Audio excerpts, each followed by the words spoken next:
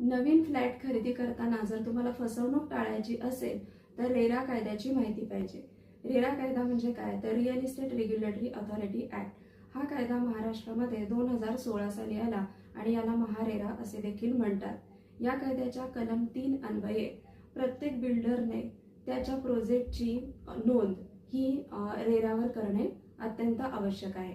म्हणजे जर त्याने ब्रोशर केलं, काढलं आणि त्याची जर जाहिरात केली प्रोजेक्टची, पण जर त्यावर रेराचा नंबर नसेल तर ते प्रोजेक्ट ते बिल्डरचं जे प्रोजेक्ट आहे तर ते बेकायदेशीर मानण्यात येतं।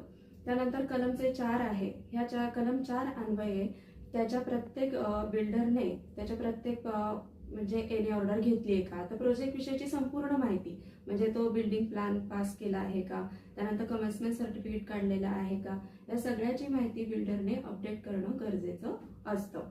म्हणजे जर बिल्डरने सांगितलं की या प्रोजेक्टमध्ये स्विमिंग पूल आहे, पण जर ते ब्रोशरमध्ये नसेल, रेरावर त्याने जर ते अपडेट केलं नसेल तर ते देणं त्याला बंधनकारक नाही।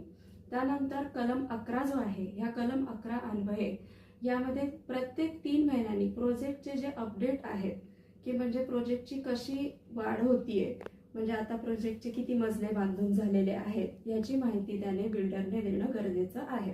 आणि कलम 18 अन्वये जर बिल्डरने सांगितलं तुम्हाला की 2 वर्षात प्रोजेक्ट कंप्लीट होईल, पण तो 2 वर्षात नाही झाला आणि 3ऱ्या आणि 4थ्या वर्षीपर्यंत त्याचं काम जर चालूच राहिलं तर तुम्हाला कॉम्पन्सेशन देखील मिळतं।